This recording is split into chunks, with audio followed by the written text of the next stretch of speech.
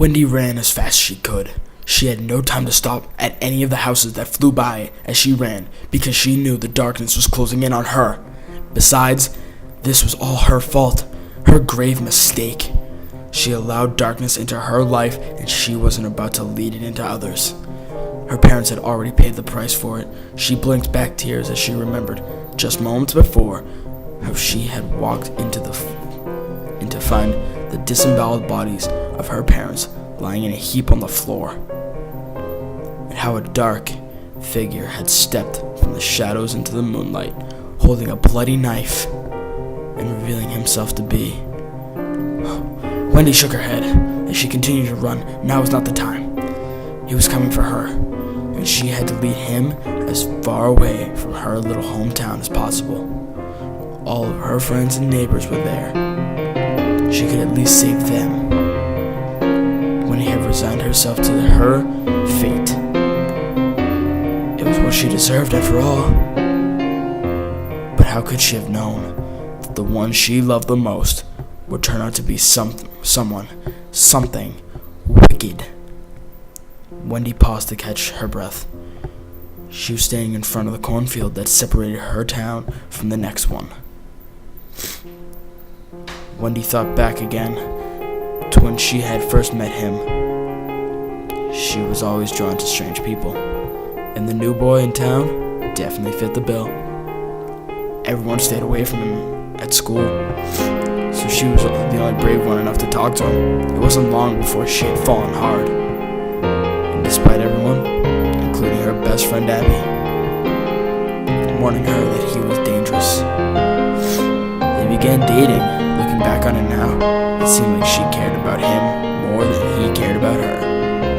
It was like he was void of any emotions, but Wendy didn't have long to reminisce. A whizzing sound interrupted her thoughts, and before she could turn around, she felt a sharp pain in her leg. Ah! She moaned as she fell to the ground. Upon examining her leg, she discovered a small pocket knife protruding from it.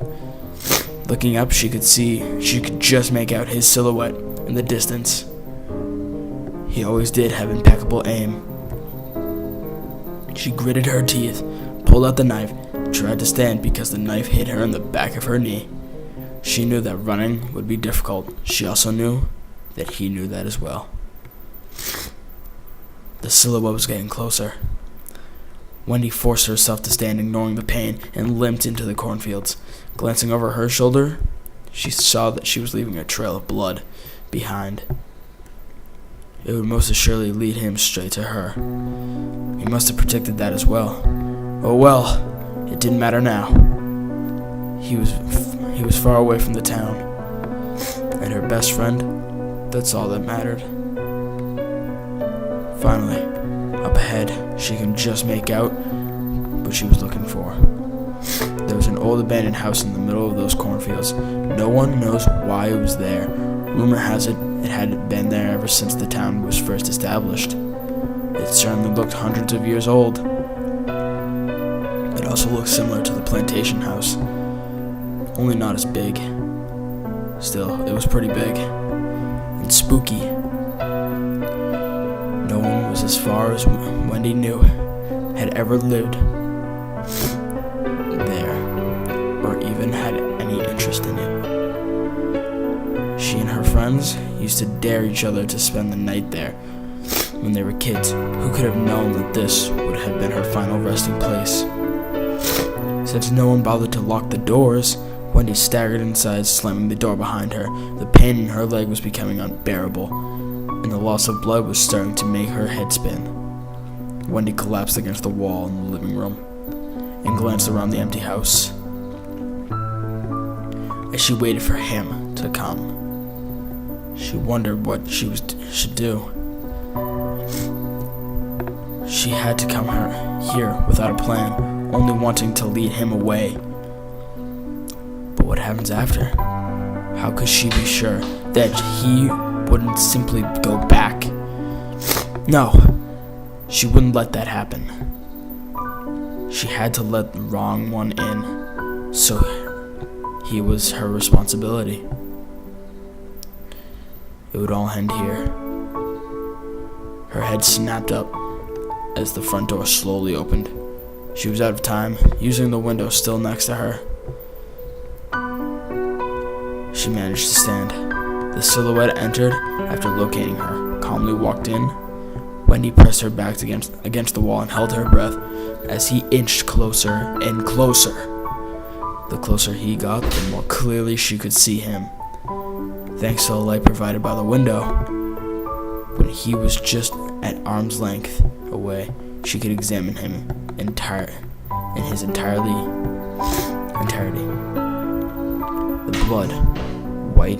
The bloody white hoodie, the knife that he used on her parents, the long black hair covering most of his face. Wendy wanted to look into his cold black eyes, but he held his head slightly down, making it difficult. Instead, Wendy glanced again at the knife that he gripped in his hand as if the life depended on it. "Jeff," Wendy murmured. Jeff slowly lifted his head.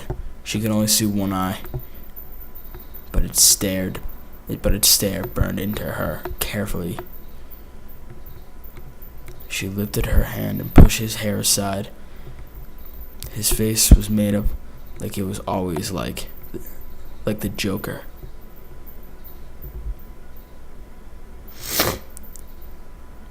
She had found his strangeness interesting, but it scared everyone else to look at him. A demented clown is what their schoolmates had called him behind his back. "Jeff," she said again. "Why are you doing this?" Tears rolled down her cheeks as memories of their short time together flashed through her mind. I don't understand. What did I do wrong?" she went on. I loved you, Jeff. I thought you felt the same way." Jeff said nothing. He simply took a step back and raised his knife, preparing to strike. Wendy nodded, realizing that she might never know. "All right, Jeff. If this is what you want, just one more kiss before I go."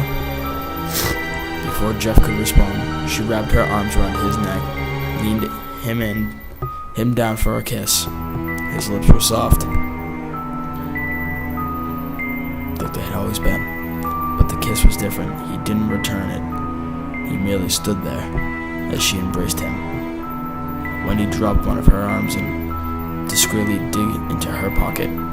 She gripped the pocket knife that he'd thrown in at her earlier, but did not pull it out.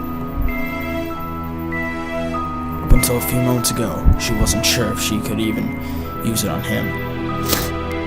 Now she was definitely sure that she couldn't, no matter what he had done. Wendy let go of him and leaned back against the wall. Wendy studied his face, which was now dumbfounded, and his breathing quickened. She couldn't understand why, but it didn't matter. "Goodbye, Jeff." Wendy closed her eyes and waited, and waited, and waited. After what seemed like forever, she slowly opened her eyes. He was gone without a word, without a sound. The front door was opened wider than it had been before, so she was truly alone. Instead of leaving right away, she sank to the floor and wept.